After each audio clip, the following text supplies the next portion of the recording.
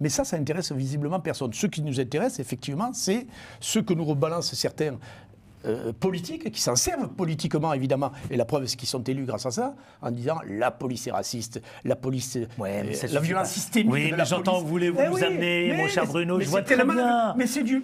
Vous faites du sous-jacent, j'entends. Non, c'est pas du sous-jacent, très clair. Il y en a, c'est un fonds de commerce. Mais je non, m'adresse pas à Isabelle Santiago que je dis ça. Bruno Pomar. Mais oui, mais c'est la vérité, c'est du pragmatisme.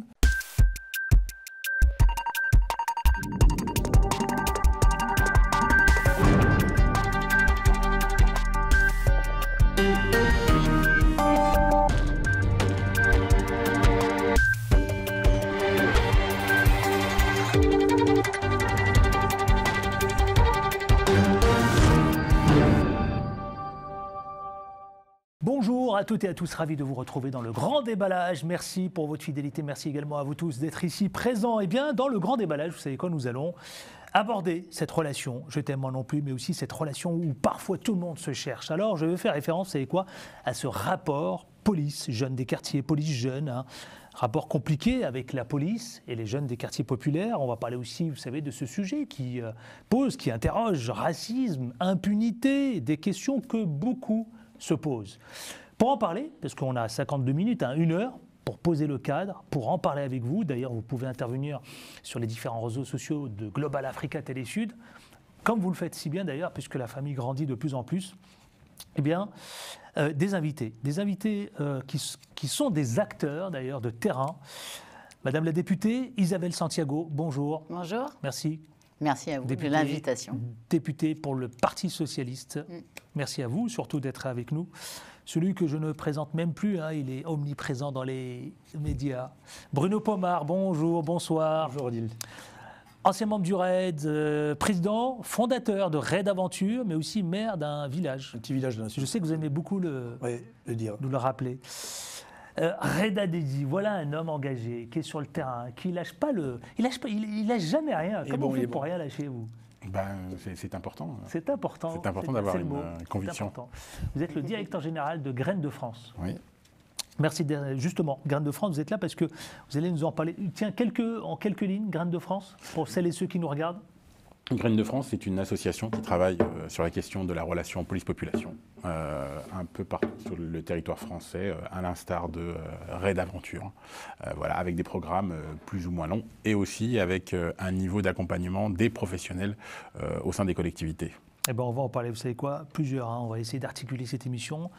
À la fois d'abord ce rapport, ce dialogue, est-ce qu'on peut considérer aujourd'hui qu'il existe encore? On reviendra aussi sur la question du racisme, hein, que beaucoup se posent, parce que c'est vrai que la question du racisme dans les quartiers populaires, mais elle ne date pas d'aujourd'hui, hein, vous allez me le dire. Hein. Moi, je sais qu'elle date depuis 1960. Hein, le rapport très compliqué, extrêmement compliqué d'ailleurs, en 1960, entre les jeunes, je ne parle pas des quartiers populaires, les jeunes, hein, la jeunesse française, mais également aussi cette institution qui est la police. Je voudrais juste rappeler à celles et ceux qui nous regardent. Voilà, ça c'est l'ouvrage de Bruno Pomar, qui est avec nous, monsieur le réalisateur Romain, qui réalise cette émission. Bruno Pomar, QNPV, quartier non prioritaire de la politique pour la ville. Un petit mot sur votre ouvrage? Oui, c'est juste mon expérience de 34 ans d'engagé associatif, d'écouter les quartiers, d'écouter les gens des quartiers. Voilà, et j'en ai fait un petit recueil. Voilà, c'est pour ça que j'ai marqué quartier non prioritaire de la ville, parce qu'on parle de QPV, toujours quartier prioritaire de la ville. Alors c'est vrai qu'il y a des moyens qui sont donnés, peut-être pas assez à mon sens, mais c'est comme ça, donc j'ai voulu faire un petit clin d'œil à quartier non prioritaire de la ville, parce que malheureusement, il y a beaucoup de choses à faire encore. Voilà, Romain, notre réalisateur, je lui laisse le soin de récupérer évidemment la couve de cet ouvrage Bruno Pomar. Vous savez, il y a un autre invité qui devait être avec nous, c'est le général, vous le connaissez certainement, Emmanuel de Richhoufts, qui est très impliqué aussi dans les quartiers populaires. Vous le connaissez? Oui, très bien. Un emploi permis, il a fait beaucoup de choses, formidable. Ancien général de la Légion. De la Légion, exactement. Vous le connaissez, madame? Oui. La députée? Il a écrit un ouvrage aussi pareil, hein, moi j'ai eu l'occasion, le loisir de le recevoir ici, qui s'appelle France sécessionniste. Alors que faire? Qu'est-ce que vous vouliez dire? Ah, Emmanuel Richhoufts, non, par rapport à son ouvrage, je ne l'ai pas lu. Hein. Sécessionniste, hein, vous vous rendez compte? Oui, ça a tout son sens. Trop excessif, c'est un homme engagé, Emmanuel Richhoufts, on ne va pas faire son portrait là, mais je regarde surtout son engagement associatif, qui a été un bel engagement. Après, il a voulu faire un peu de la politique. chacun voit midi à sa porte, comme on dit. J'ai pas été favorable, à mon sens, qu'il en fasse, parce qu'il était bien meilleur dans ce qu'il faisait comme acteur associé. Madame la députée, J'ai pas lu son livre. vous n'avez pas lu son livre? Non. Que pensez-vous du personnage, de son engagement en direction des quartiers populaires? En fait, je pense qu'il faut toujours faire attention et que les titres comme ça, qui sont certes accrocheurs, il faut de la mesure parce que la question des quartiers en politique de la ville, c'est d'abord des familles, des enfants, du respect. Et que je crois que quand on cherche à avoir la cohésion sociale, ce qui n'est pas facile, il ne faut évidemment pas être dans la diction des titres un peu accrocheurs. Et donc, du coup, non. Pour l'instant, n'ayant pas lu son livre, je n'aime pas, en tout cas, cette façon d'approcher la question des quartiers. Reda Didi, alors, vous, quel est votre regard sur le général qui est très impliqué dans les quartiers populaires? Vous le connaissez, justement Moi, je l'ai connu à l'occasion de l'IHEDN, avec un grand homme qui s'appelait l'amiral Dupont, paix à son âme, qui a été directeur de l'IHEDN et qui avait ouvert une session particulière à l'IHEDN sur ces questions de cohésion. Après, je l'ai vu intervenir.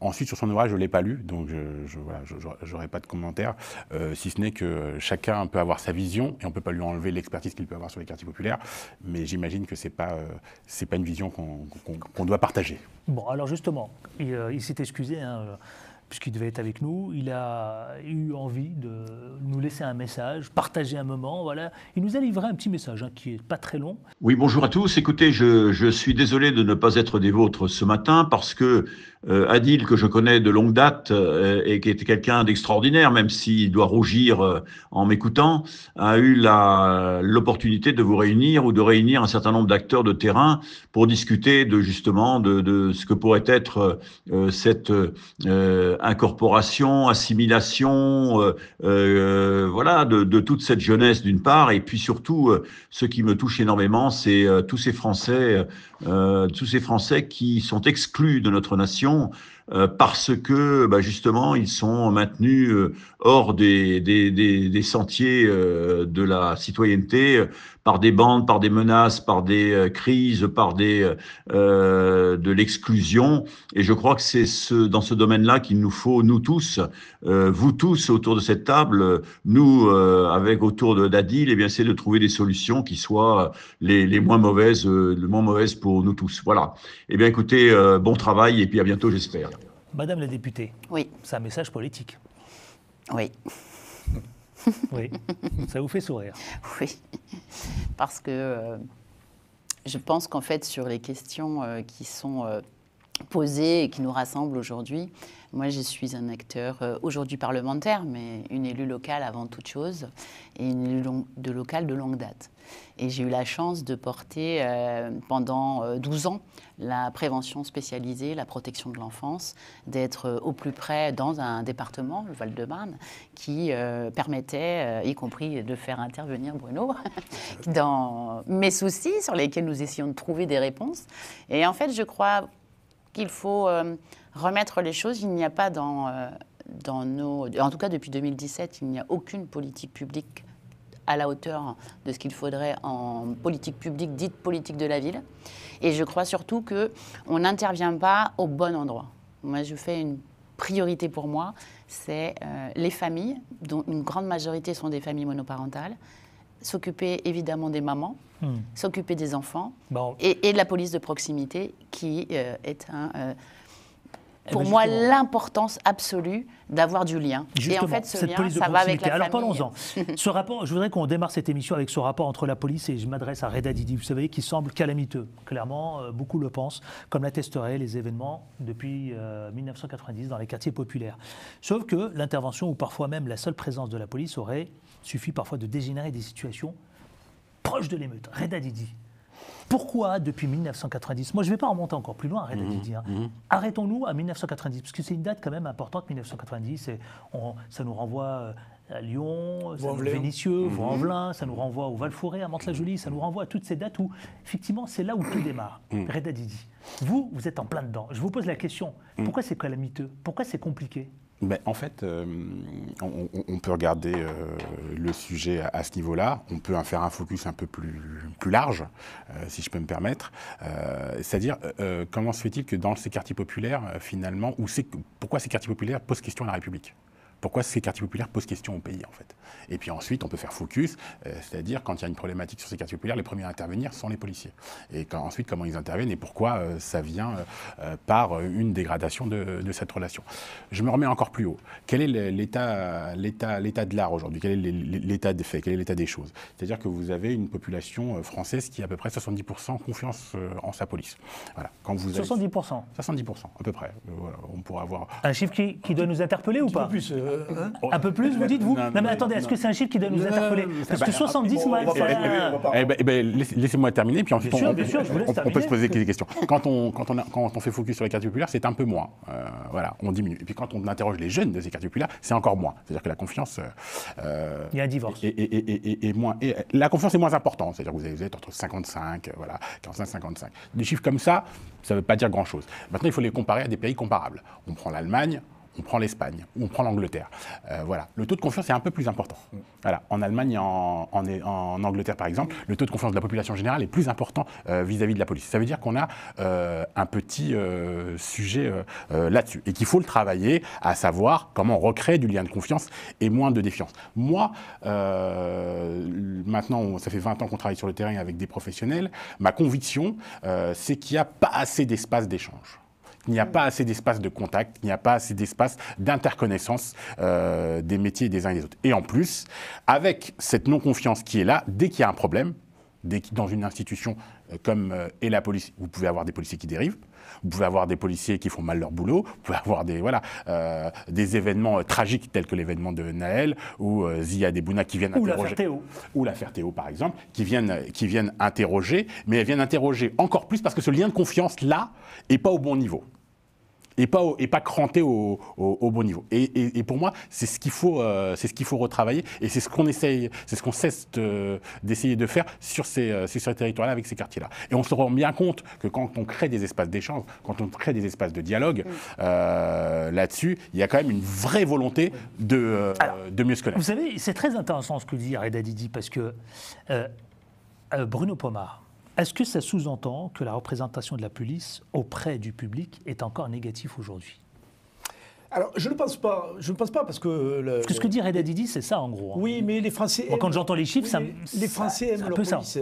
Alors, si on prend le sujet purement jeunesse, c'est un sujet à part, mais je pense que la population française, les 68 millions, 70 millions d'habitants que nous sommes, aime largement, en grande majorité, sa police ou sa gendarmerie ou sa police municipale.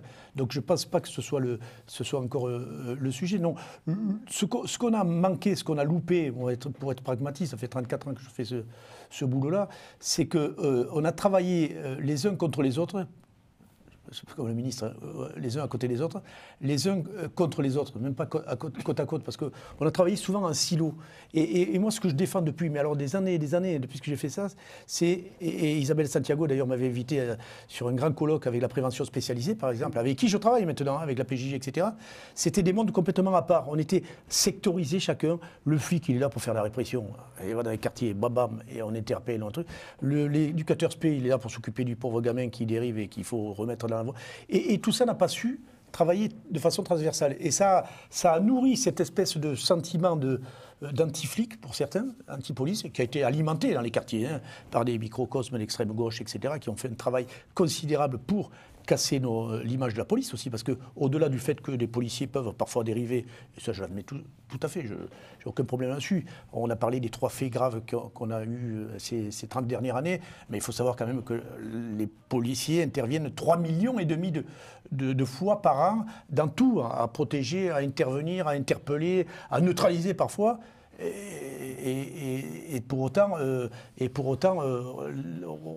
le remarque pas. Ce que je veux dire par là, c'est qu'encore une fois, l'image de la police a été entretenue par les politiques parfois, a été entretenue parce que c'est du clientélisme qui a servi électoralement aussi, il faut le dire, et encore plus maintenant d'ailleurs avec la France Insoumise, pour ne pas les nommer. Et ce travail-là, de fond, on n'a pas su le faire vraiment. Moi, je me bats depuis 34 ans sur ce sujet-là. J'ai eu une ouverture quand il y a eu le Beauvau de la sécurité. Gérald Darmanin m'a invité parce que j'ai fait j'ai impacté auprès du directeur de cabinet de l'époque qui était Alexandre Brugère, qui est préfet des Hauts-de-Seine, qui m'a dit tu vas venir parler des quartiers en tant qu'acteur associatif. Et j'ai réussi à parler, alors c'est pas la voix du bon Dieu quand je suis arrivé sur, mais de voir toutes les autorités de la police, tous les syndicats, etc., je leur ai expliqué, monsieur le ministre, si vous pensez un seul instant qu'en mettant plus de flics, plus de répression, il en faut, hein, attention, quand je dis ça, je ne suis pas un bisounours, je ne dis pas qu'il ne faut pas de la répression, moi quand il faut, il faut. Hein. On n'y arrivera jamais. Si on ne met pas du lien, si on ne fait pas avec les acteurs associatifs du travail de rapprochement, on n'y arrivera jamais, on va s'opposer systématiquement. Bruno Pomar, on se connaît, Bruno Pomar, c'est des années, ça fait 30 ans, vous l'avez dit. Mais ça va mieux, je trouve. 30 ans, vous trouvez que ça va mieux? Mais non, les médias, excusez-moi, mon cher Adil, les médias ne vivent que de ça. Et évidemment, c'est un fonds de commerce. J'y suis assez pour le voir. Hein. On m'invite sur les plateaux face au... Mais il y a une réalité, on a un acteur de terrain, il y a une réalité. Je vais vous redonner la parole. Madame la députée, justement, parce qu'il parle politique. Ma question, est-ce que c'est un dialogue impossible entre la police et les jeunes des quartiers populaires? Non, je ne crois pas. C'est un dialogue très difficile, mais parce qu'on n'a pas mis les moyens, on l'évoquait.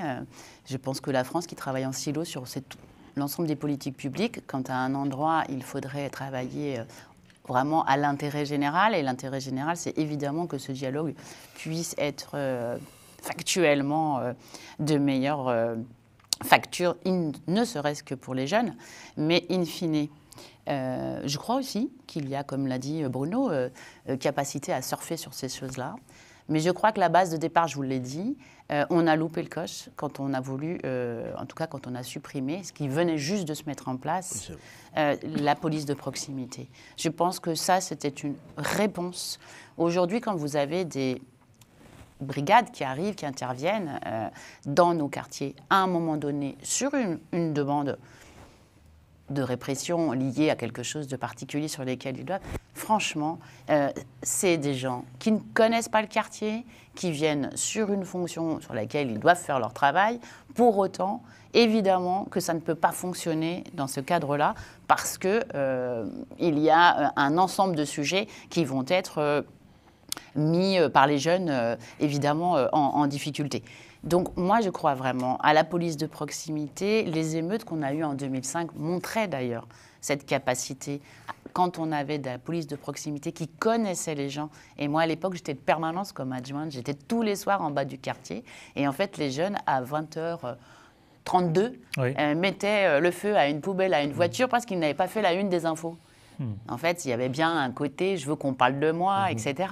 Et en fait, la réalité, c'est que quand moi j'étais sur le terrain avec ces personnes qui connaissaient les familles, etc., en fait, il y avait capacité à dire aux mamans de les faire rentrer à la maison, et ça marchait.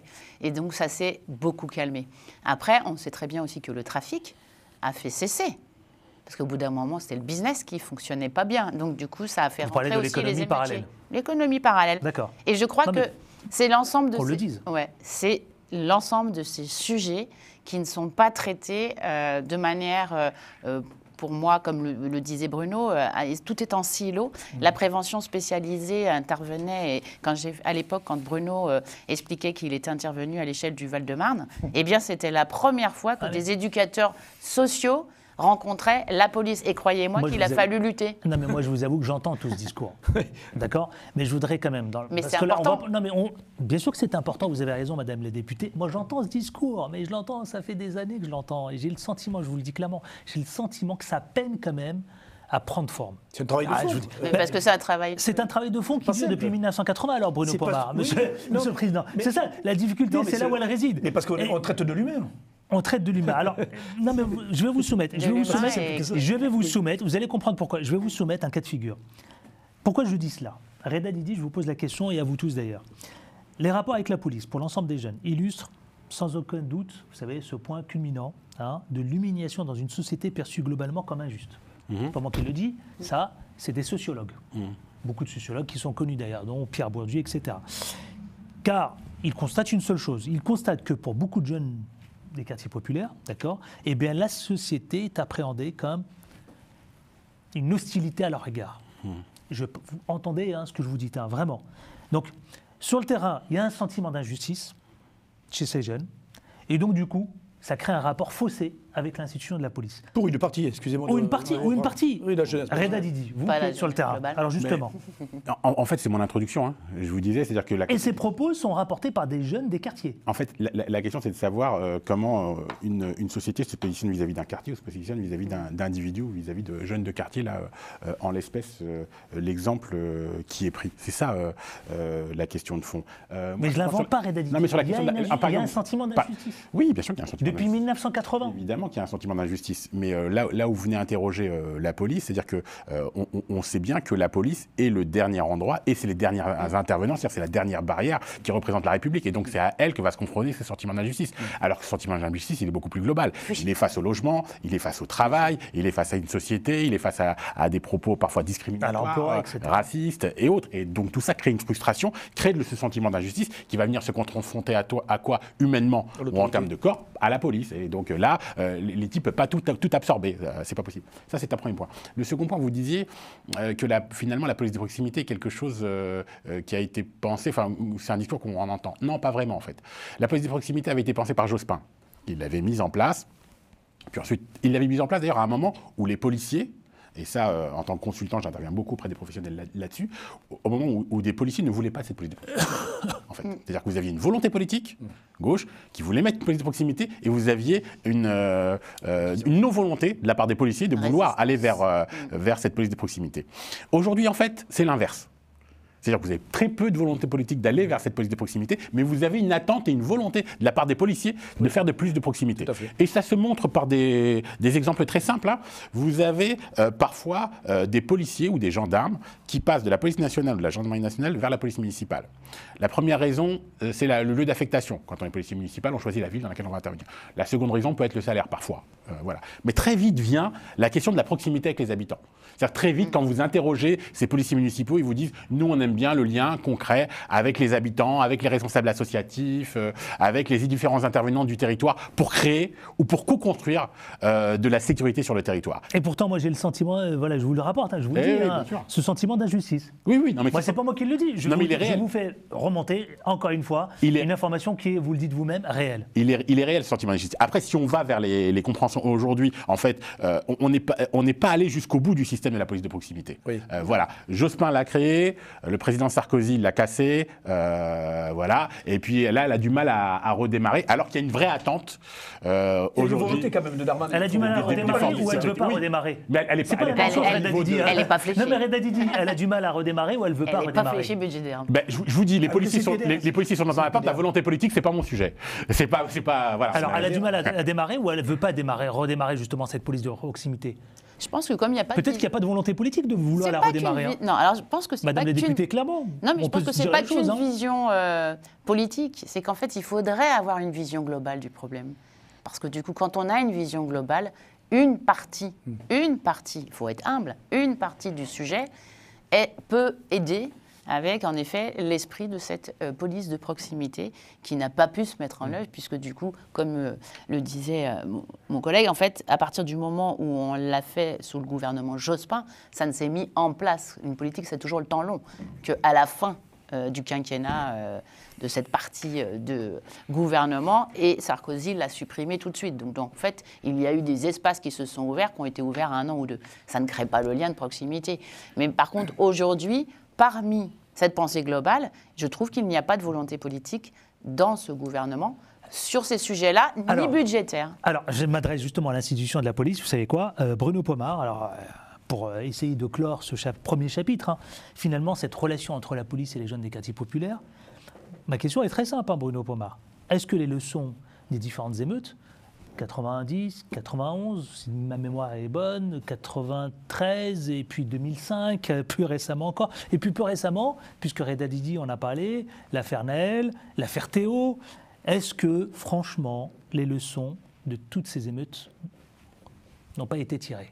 Non, je pense grand point d'interrogation. Non, mais c'est bien plus compliqué que ça. Ça n'englobe pas juste le comportement des jeunes vis-à-vis de la police. C'est économique, c'est sociétal, c'est tout ce qu'on veut.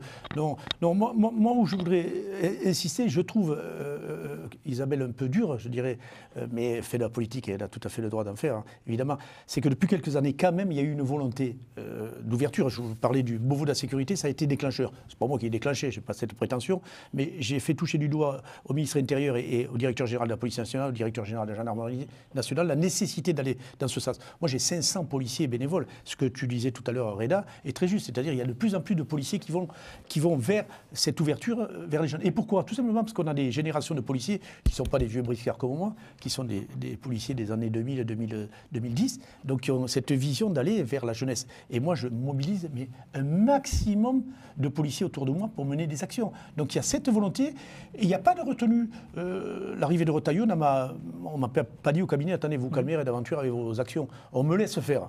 Alors, effectivement, on pourrait peut-être encore plus me soutenir. Mais le CIPDR, le comité interministériel de prévention de la délinquance et de la radicalisation qui a été mis en place, sous la tutelle de Marlène Schiappa à un moment donné, allait dans ce sens. C'est-à-dire de donner des moyens, j'en ai reçu, Reda Didi aussi et d'autres associations l'ont reçu, pour pouvoir, encore une fois, faire ce travail. Moi, je suis très soutenu par la NCT comme le CIPDR, et j'en suis fier, et contrôlé en plus, hein, pour savoir comment j'utilise ces fonds.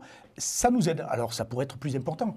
La preuve, c'est que malheureusement, on est en train de réduire les budgets, alors que c'est un sujet sur lequel on devrait mettre plus de moyens. Je ne dis pas ça pour ma cantine, hein, encore une fois, mais je dis ça pour plein d'associations de proximité qui font un travail. Moi, j'ai un réseau d'associations de proximité formidable. Sans eux, je ne ferais pas ce que je fais sur le terrain. Donc, il y a un travail qui s'est fait dans ce sens. C'est peut-être pas encore assez affirmé parce que c'est pas dans l'air du temps. L'air du temps, c'est la répression, c'est la sécurité, c'est à outrance. Si on commence à parler un peu trop de prévention, on va dire, oh là là... Alors, plus d'intervention justement à vos propos. J'aimerais bien que Romain, notre réalisateur, aussi fasse défiler toutes ces images justement entre cette complexité entre je veux vraiment qu'on voit l'institution de la police sur le terrain dans les différents quartiers. Alors dans l'ordre, je sais que Madame la députée a réclamé la parole, puis ensuite Reda Didi, le directeur de Graines de France. Non, juste pour corriger mon ami Bruno, je me permets. Juste parce qu'en fait, je partage ce qu'il vient de dire. Quand je dis qu'il n'y a pas de vision globale et budgétaire, c'est en rien le fait qu'on continue à accompagner des associations comme la sienne et comme d'autres sur le terrain. Ce qui ne va pas, c'est la pensée globale qui permettrait, dans un budget général, d'avoir quelque chose qui donne du sens. On a dit police de proximité, aide aux associations, aide dans les collectivités territoriales. Quand les départements n'ont plus de budget, la première chose qu'ils suppriment, c'est la prévention spécialisée. T'as raison. Donc en fait, le fait de ne pas avoir de pensée globale n'empêche en rien d'aider ici ou là les assos. Et donc évidemment que je soutiens à 200% l'action qu'il fait. Où je dis pensée globale, c'est que comme il n'y en a pas, et qu'il n'y a pas de continuité non plus des politiques publiques. Chaque gouvernement, il faut recommencer le travail auprès du ministère.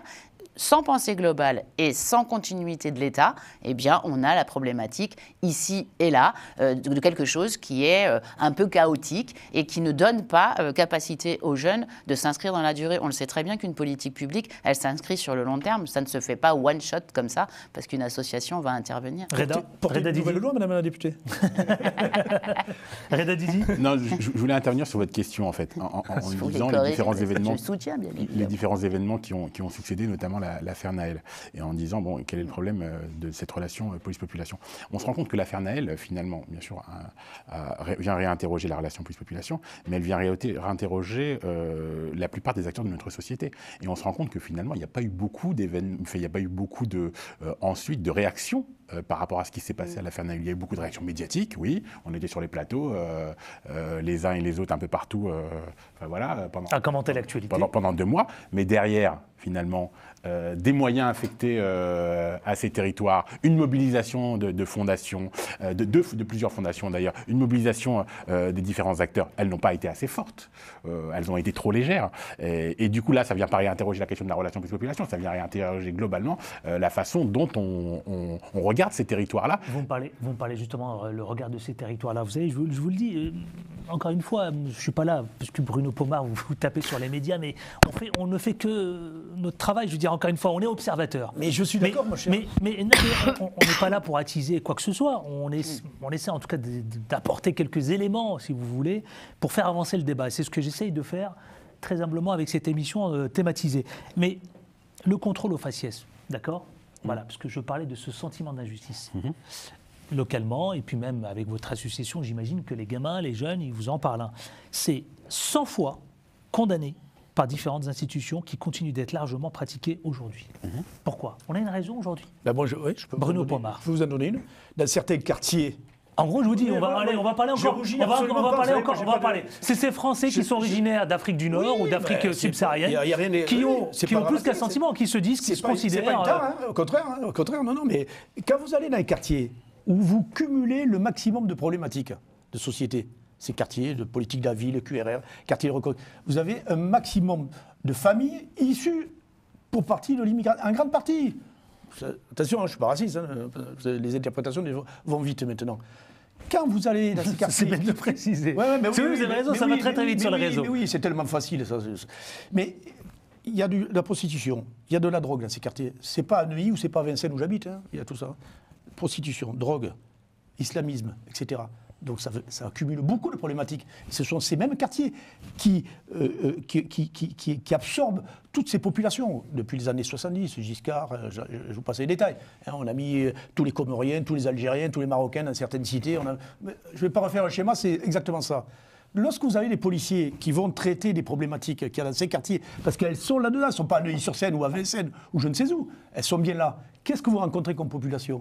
Vous ne rencontrez pas Bruno Pomar ou Pierre Durand. Voilà. Vous avez des jeunes issus de l'immigration. Et donc les contrôles, évidemment, se font beaucoup plus de façon permissive, peut-être, je ne sais pas, sur ces populations que sur Et les ces contrôles, populations. je Mais vous le c'est dis, tout. ils ont Mais été le condamnés schéma, il est par simple, différentes pour moi. institutions. Je ne dis pas qu'il n'y a pas de contrôle officiel pour autant, attention. Mais il faut bien amener cet élément-là, parce que personne ne dit. Si vous commencez à dire ce que je viens de dire là, on passe pour un raciste. Reda.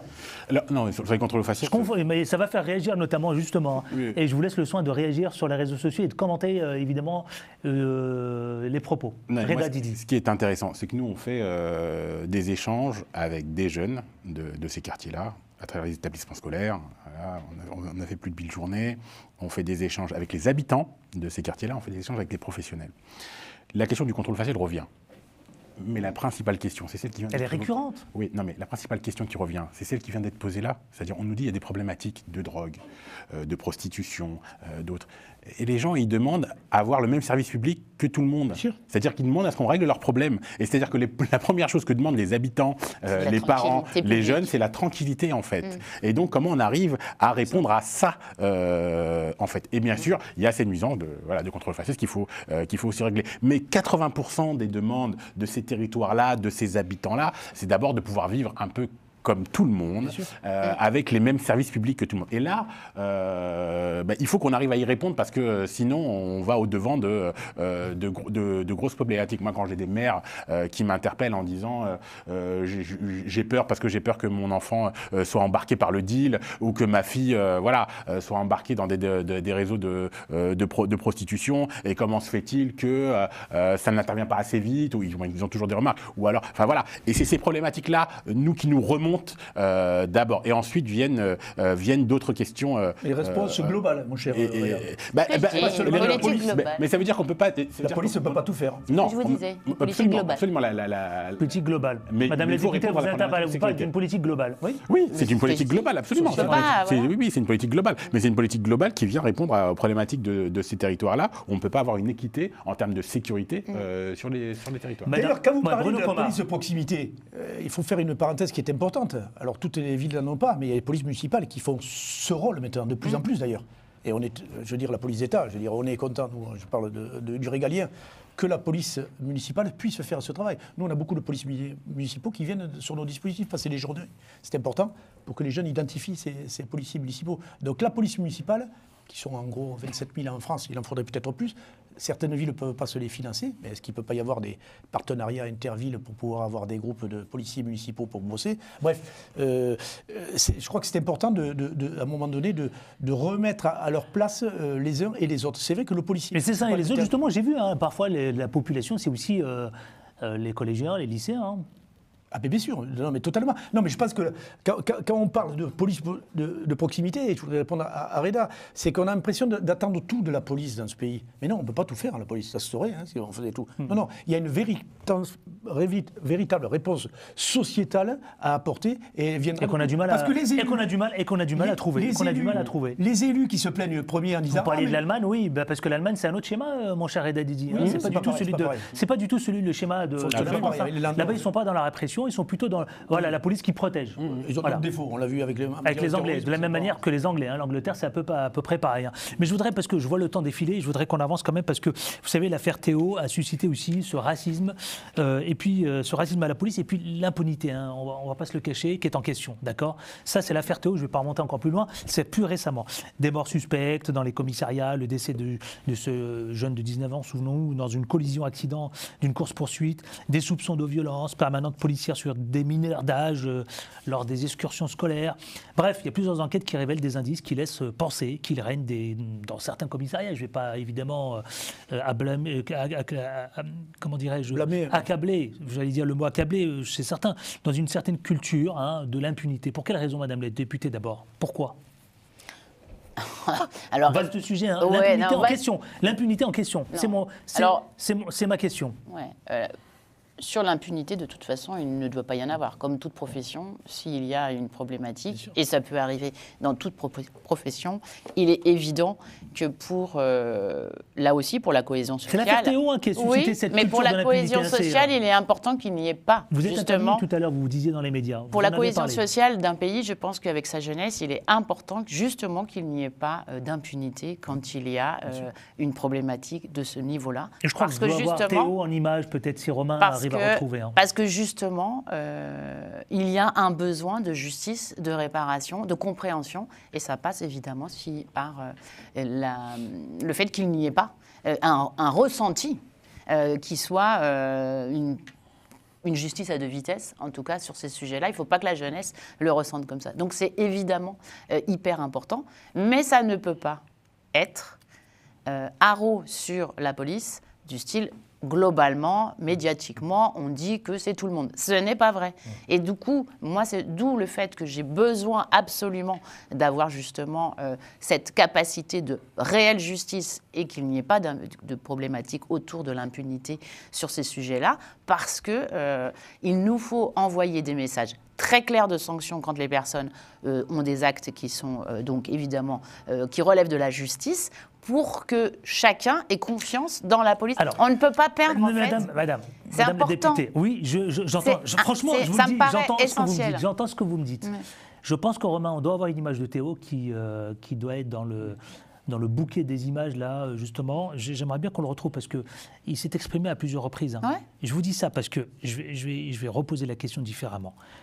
L'affaire Théo, elle a souligné une nouvelle fois la culture de l'impunité et des contrôles abusifs qui ont expliqué, Madame la députée, je vous le redis, le fossé actuel entre la police et les jeunes des quartiers populaires. Je le sais, et c'est pour ça que je vous dis que ce fossé ne peut pas être sans une réponse à la hauteur des attentes des jeunes sur ces sujets-là. On ne peut pas laisser la jeunesse être en situation de penser qu'il y a cette impunité. C'est vraiment un esprit de cohésion sociale. On ne peut pas avoir la jeunesse qui continue à penser ça.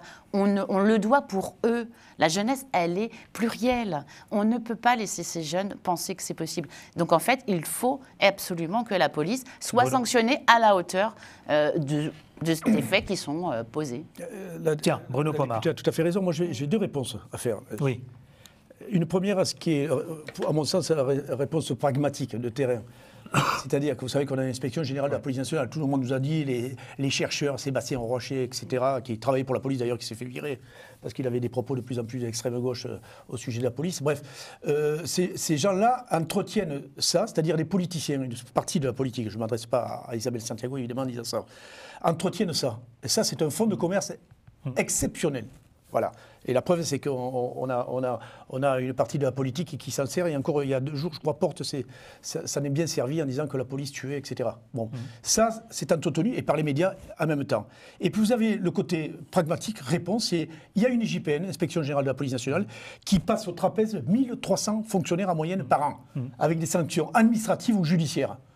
Vous pouvez me raconter ce que vous voulez. Moi, j'ai passé 36 ans dans la police. J'ai vu, et moi, le premier, quand j'étais CRS, je peux vous dire que quand le commandant de CRS nous disait « Faites pas les cons en manifestation parce que l'IGPN n'est pas loin », je vous parle de ça, 1981, c'est pas d'aujourd'hui. Hein.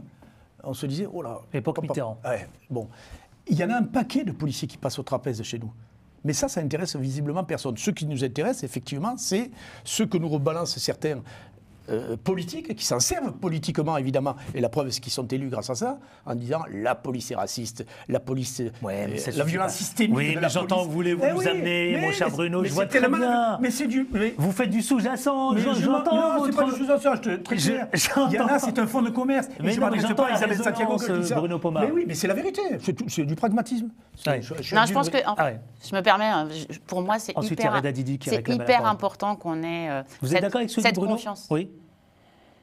Pas tout. Pas tout. Mais en fait, pour moi... un petit peu. Oui, mais parce que, en fait, c'est ce que je vous dis. Pour moi, l'essentiel, c'est que les familles et la jeunesse aient confiance. Pourquoi ? Oui. Parce qu'en fait, sur le terrain, ils interviennent sur quoi, la police ? Sortons des problématiques de la jeunesse spécifiques. La jeunesse, elle est dans une famille. Quand il y a des violences conjugales et que la maman, elle est battue, la police, elle intervient. Absolument. Quand il y a la protection de l'enfance, la police, elle intervient. Elle intervient dans toutes les villes et dans tous les quartiers. Ça fait pas l'actualité, ça. Et ça, c'est la proximité. Oui, je l'entends. Eh oui. Les pompiers, ils interviennent quoi ? Quand il y a une problématique de santé.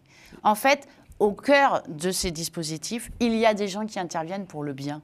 Et donc, du coup, ce que je veux retenir, c'est que oui, il y a des problèmes et qu'il nous faut être avec des sanctions extrêmement fortes pour que les gens se disent que quand il y a une problématique, elle est, entre guillemets, mise, y compris médiatiquement, si c'est nécessaire, qu'elle soit mise sur le devant de la scène. Absolument. Pour montrer, non pas un exemple, mais pour montrer la justice, en fait. C'est pour moi, ça hyper important. Avant de donner la parole à Reda Diti, juste la règle journalistique, c'est quoi ? On ne panne jamais des trains qui arrivent à l'heure, mon cher Bruno Pomar. Merci, c'est vrai. Monsieur... Non, mais c'est vrai, c'est une réalité. Ce qu'elle disait, les centaines et milliers d'interventions que font mes collègues, moi, et j'ai une de mon association qui travaille sur les violences faites aux femmes. Ça fait la une de CNews ou de BFM ? Mais je viens de vous dire, la règle journalistique, c'est... Bien sûr. Non, juste quelques éléments. Nous, on travaille pour recréer... La culture de l'impunité. Nous, on travaille pour recréer du lien de confiance entre les jeunes et la police, les habitants et la police, et les professionnels et la police. Parce que partout, ça grippe. Hein. Partout, il y a des grippes, il faut retravailler, notamment sur ces territoires-là. On se rend compte que quand on crée des espaces d'échange, en fait, la confiance revient. Sauf qu'on n'est pas partout. Avec des organisations comme celle de Bruno, on n'intervient pas partout.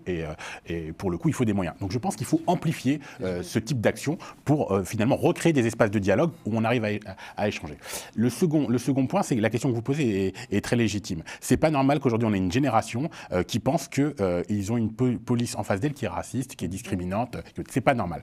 Donc malgré que de l'autre côté, on soit l'une des polices les plus contrôlées au monde.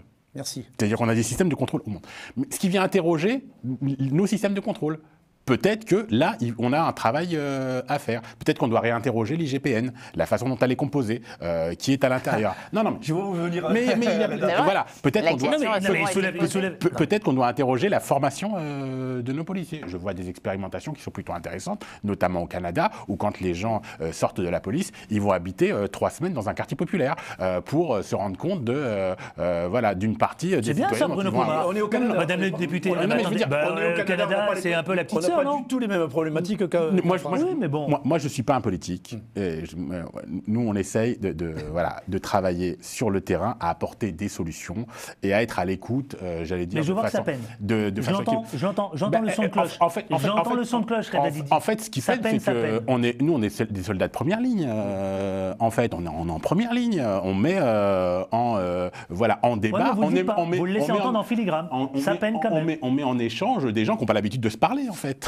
En démocratie. Donc voilà, et à partir de là, il faut échanger. Et puis un troisième point, moi, qui me tient à cœur, peut-être que organiser des réunions publiques trimestrielles au niveau local entre des habitants et des policiers pour qu'on puisse déminer toutes les problématiques qui viennent de se passer pendant le trimestre pourrait être intéressante, c'est-à-dire d'avoir des terrains d'expérimentation pour voir un peu comment l'échange peut réussir à améliorer cette relation. Et attention, beaucoup de gens vous disent il faut un pied prévention, un pied sécurité. Pour moi, la prévention fait totalement partie de la sécurité. Voilà. Donc, la prévention vient renforcer la sécurité. Et il n'y a pas l'un et puis un autre objet qui ferait beau et qui viendrait compléter. Plus on fait de la prévention, mieux la vous savez ce que j'entends. Moi, non, mais il ne le dit pas clairement, Reda Diti, et pardon. Moi, vous le dites. Mais vous me laissez entendre en filigrane. Dites-moi tout. Non, mais ça peine. Je vois bien que ça peine. Ça peine quand même.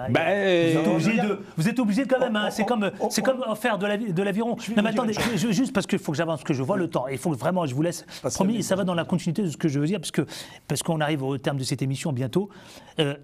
Il a utilisé à plusieurs reprises d'ailleurs durant cette émission la mort de Naël. Il y a l'affaire Théo, il y a la mort de Naël, qui a instauré, que vous vouliez ou non, mais il faut l'entendre, Madame la députée aussi, et Bruno Pomar, la défiance de certains jeunes envers la police depuis l'affaire Naël. L'affaire Naël avec la mort de Naël, qui a augmenté. Vous l'entendez ? Augmenté. Malgré les rencontres, j'entends Reda Didi. Il dit il y a eu des rencontres qui ont été organisées dans des commissariats entre les gens. J'entends et c'est très bien. Bravo Reda Didi. Mais il y a aussi cette réalité. Il faut l'entendre. Parce que, non mais vous savez, ça vous fait sourire. Il y a cette réalité qui explique aujourd'hui cette ambiance exécrable entre les rapports qui s'installent, qui s'instaurent dans notre vivre et qui menacent le vivre ensemble dans notre société. Mais non, Adil, excusez-moi, non, mais vous parlez de drogue, non, je ne parle pas de ça, des aides mafias et compagnie, mais c'est pas ça la jeunesse de notre pays. Moi, je vais dans plein de quartiers, j'étais encore à Marseille pendant 2 jours. Alors pourquoi il y a une défiance ? Pourquoi la défiance a augmenté ? Non, mais c'est pas aussi noir que...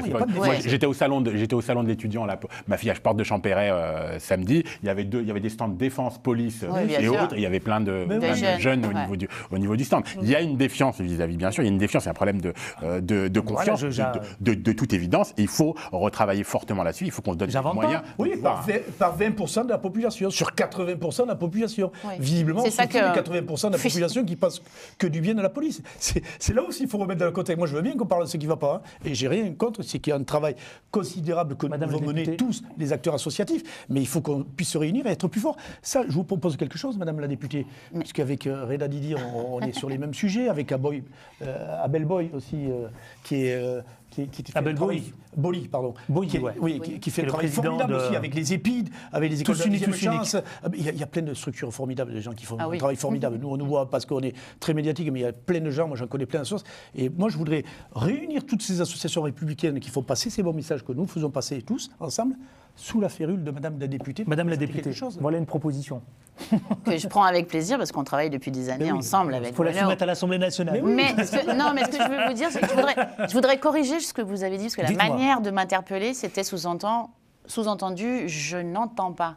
Et en fait, comme je suis un acteur de terrain depuis plus de 20 ans sur la jeunesse des quartiers et que je suis la seule à avoir augmenté des moyens considérables en mettant des éducateurs, ça ne fait pas toutes les réponses, mais c'est une partie des réponses, et subventionner un paquet d'associations, etc. Vous l'aurez compris, je tire sur le trait aussi. Oui, mais vous tirez sur le trait, mais comme on est en émission, je préfère le rajouter. J'entends évidemment la situation, je l'ai vu se dégrader. Pour plein de raisons.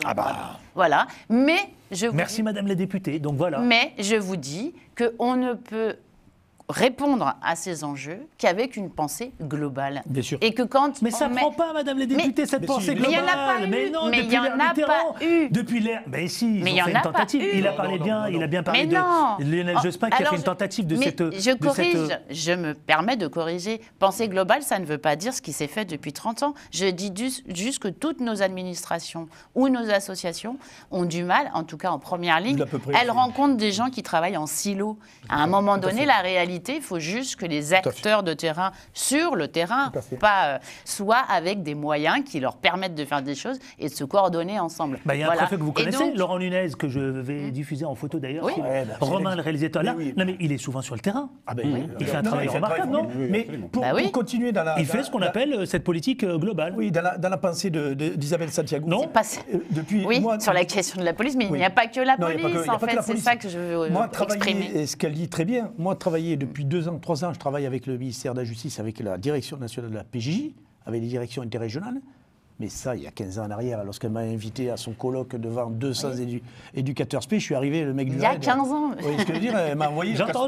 Elle m'a envoyé au casse-pipe, quoi. Je veux dire, je suis arrivé là devant, et je demande. Et qu'est-ce qu'il vient faire, le flic, là, du raid Et il me disait, mais pourquoi tu fais intervenir la police avec nous ? Pourquoi on va travailler ensemble ? Et alors, maintenant, on y arrive. Moi, j'ai fait 6 jours de rupture avec la PJJ, mes policiers avec les éducateurs de la PJJ. Et moi, j'avais besoin de... Formidable. J'avais besoin aussi de cette action vis-à-vis des gens. Reda Didi. vous posez une question fondamentale à laquelle il faut répondre. C'est-à-dire l'imaginaire oui, parce que ça soulève la question de la rupture inéluctable. Voilà, c'est surtout ça. L'imaginaire de nos jeunes est envahi de visions négatives vis-à-vis de la police. Il faut retravailler là-dessus. C'est-à-dire, à tort ou à raison, mais là-dessus, il y a un vrai gros travail si on veut pouvoir les sécuriser, si on veut pouvoir qu'ils puissent avancer, si on veut pouvoir qu'ils puissent se construire en tant qu'adultes dans une société qui est la nôtre. Et puis, plus globalement, ce n'est pas que le problème de la police, je suis assez d'accord, c'est-à-dire qu'il faut remonter un peu plus haut pour regarder le problème dans sa globalité. Mais vous le dites d'ailleurs, j'ai repris une de vos déclarations, Reda Didi, que quand j'ai préparé cette émission, vous dites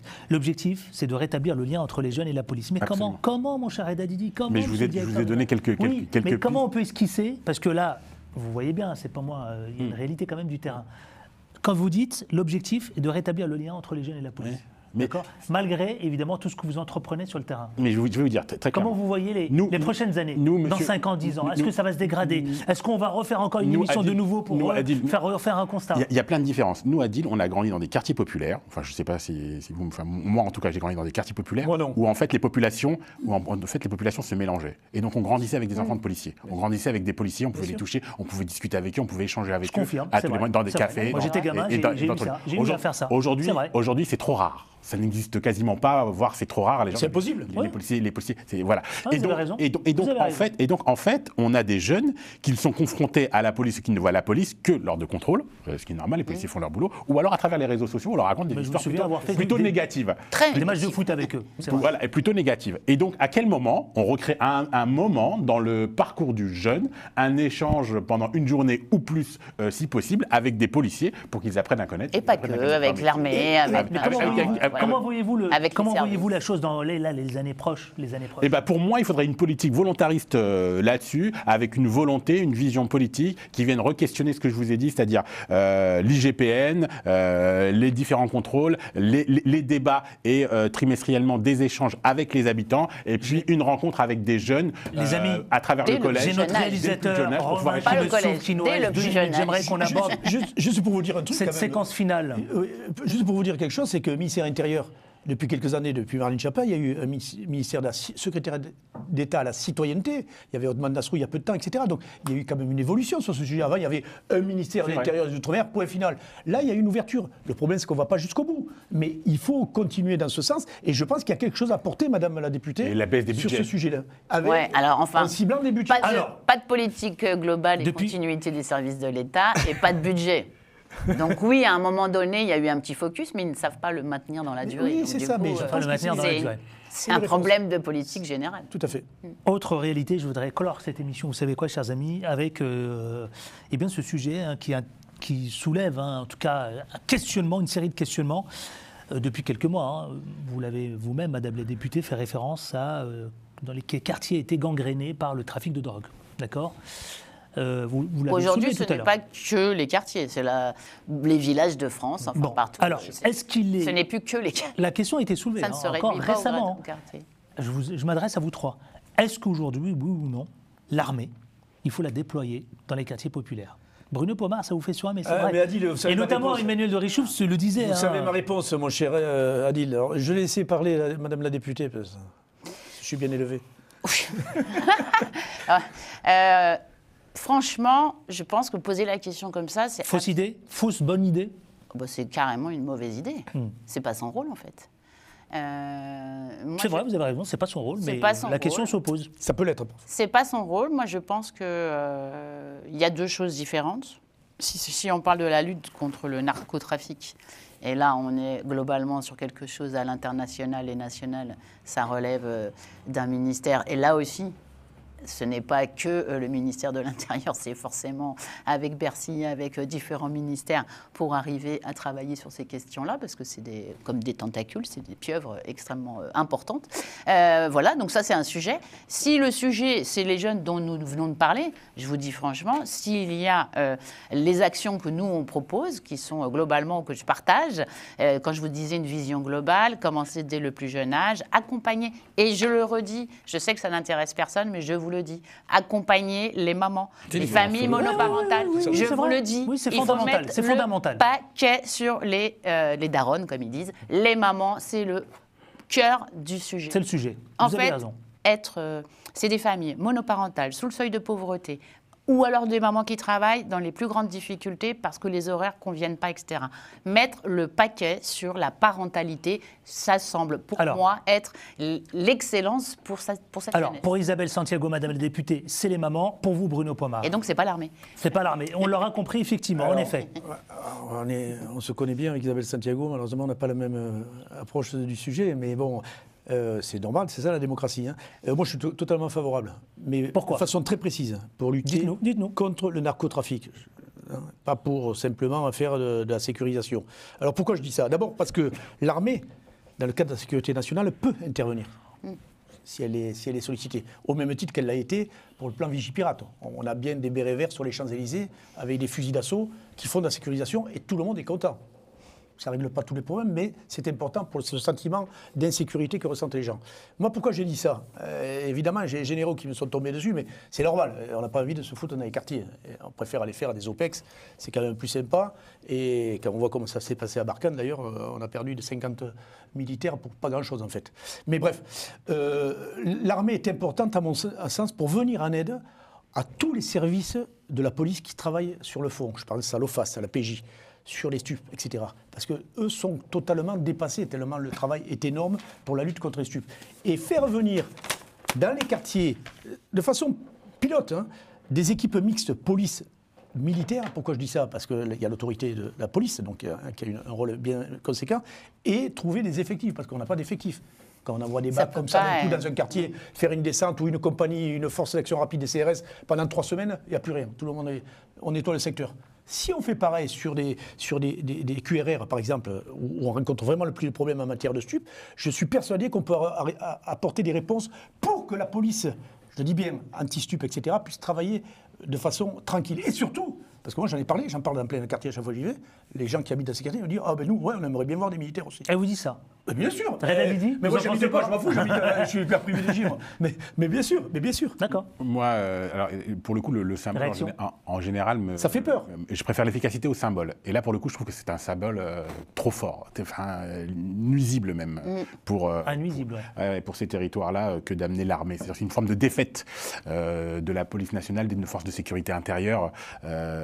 Là-dessus, même les problématiques est forte. Et je pense que de complémentarité. Oui, j'entends, mais j'entends. On peut être en désaccord avec Bruno Pomar. Bien sûr. C'est le lieu. Et ce que j'aimerais dire, c'est que la lutte contre le trafic de drogue, et là je suis assez d'accord avec l'ancien ministre de l'Intérieur, elle est au niveau des trafiquants bien sûr, mais elle est aussi au niveau des consommateurs. Et c'est-à-dire que si on mettait à l'entrée de Neuilly ou de là où habite Bruno Pomar des contrôles réguliers, on verrait bien qu'il y a des vendeurs et des acheteurs. Voilà, exactement. Merci infiniment. Très intéressant. Je dors en antenne, mon cher Bruno Pomar. C'est dommage. Qu'est-ce que vous voulez dire d'une phrase? On est bien, on était bien, on est toujours bien de toute façon. C'est un sujet évidemment sur lequel on peut s'attarder pendant des heures. Qu'est-ce que vous voulez dire? Non, mais j'aimerais dire que Madame la députée, qui était à la commission Défense et Sécurité nationale, je dirais qu'on puisse faire quelque chose avec elle, avec des associations comme les nôtres, pour justement se battre sur ce sujet-là. L'idée est lancée. Sur le secrétariat d'État à la citoyenneté qu'il faudrait renforcer, mais c'est vous les patrons. Je peux dire un dernier mot? Oui, allez-y, Madame la députée, quelques secondes. Justement, je ne veux pas rentrer dans le débat défense égale armée-police. Je préfère rectifier, moi qui étais responsable de l'armée de terre au niveau du budget, je le dis, c'est pas parce que les armées interviennent sur les JO ou dans un cadre particulier que la police qui manque d'effectifs voudrait prendre sur l'armée. L'armée, c'est un autre métier et ils ne sont pas là pour ça. C'est ce qu'a rappelé d'ailleurs Reda Didi. Voilà. J'ai bien noté le mot nuisible, ça interpelle. Pour moi. J'ai bien compris. Merci infiniment à vous tous. Y compris pour nos armes. Merci Madame la députée Isabelle Santiago, députée. Rappelez évidemment tous les sujets sur lesquels que vous abordez d'ailleurs. Défense nationale, armée, vous l'avez souligné, l'enfance aussi notamment. Ah oui, je suis rapporteur de la commission d'enquête sur les manquements des politiques publiques de l'enfance. Merci infiniment d'avoir été avec nous. Merci à Bruno Pomar, ancien membre du RAID d'Aventure. Ça, c'est vous, c'est votre fondation. Puis rendez-vous samedi. Absolument. Très vite, c'est noté. Voilà. 22h50, c'est Merci. Ah, il fait de la promo, hein. Il fait de la promo pour son documentaire. Merci. Et je rappelle aussi votre ouvrage, tiens, Romain, regardez, voilà, Bruno Pomar, QNPV, c'est ça? Quartier non prioritaire. Quartier non prioritaire de la politique de la ville. C'est Allez, bien vous le le titre. procurez.